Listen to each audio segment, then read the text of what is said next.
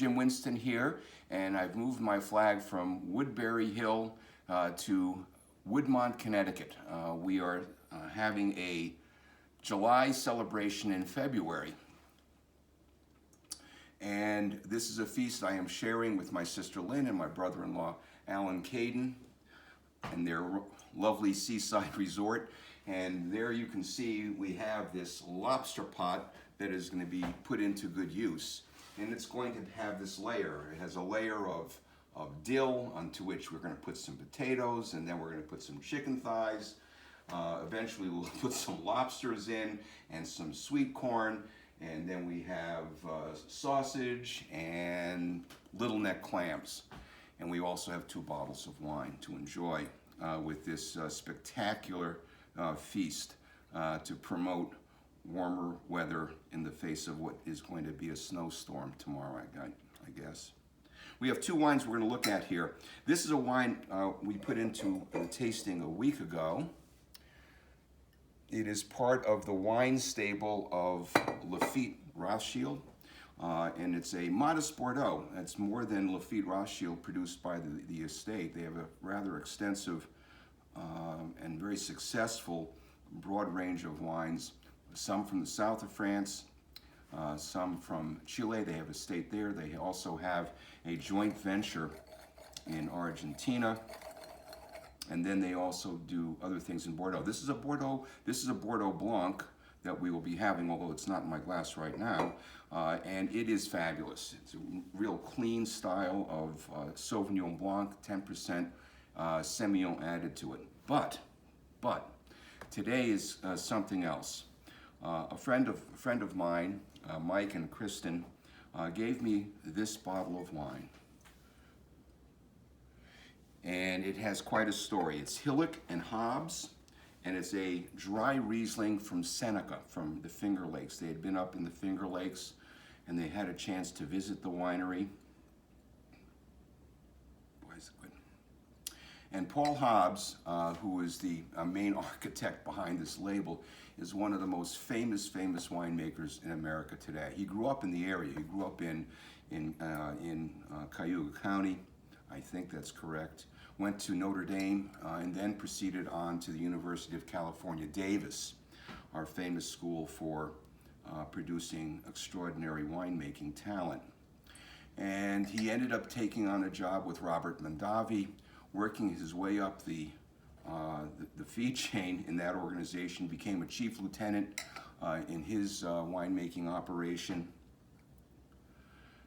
He, through his contacts with Robert Mondavi, he ended up meeting Nicholas Catena from Argentina, who was visiting professor at University of California in political economy.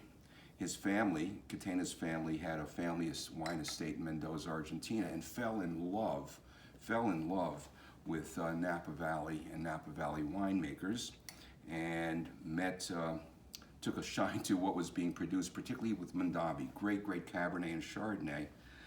And in the meantime, he wanted to, on return to Mendoza, to make wine that would challenge the best of Chardonnay to challenge white Burgundy, the best of Cabernet to challenge Bordeaux.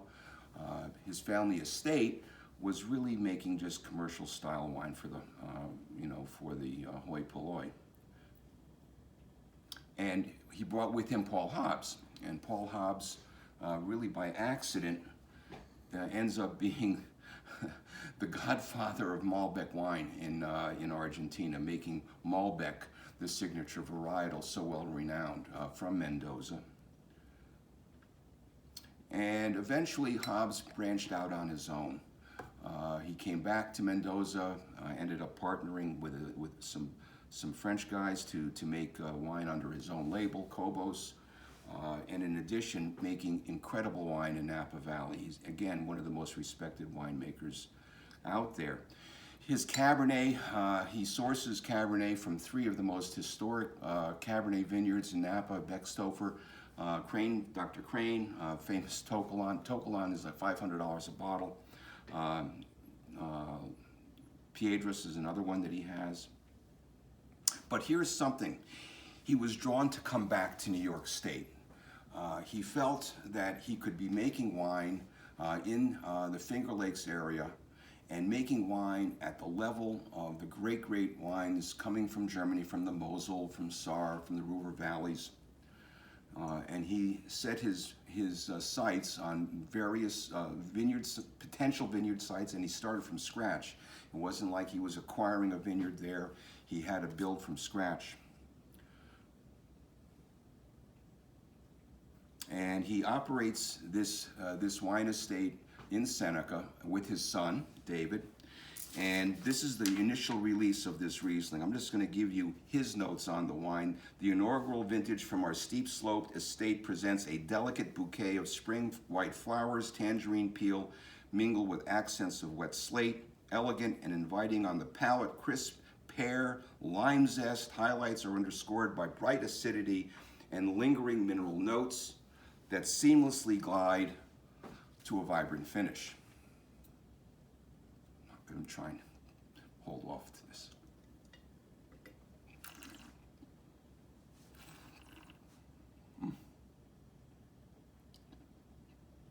That is a beautiful, beautiful wine.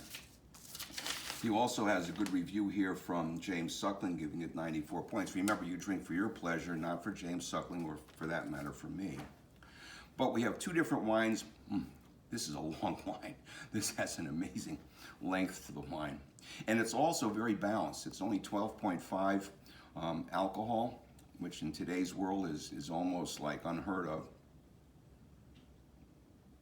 Boy, that's good.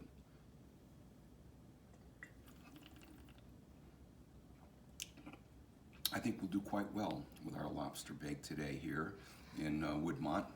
Cheers.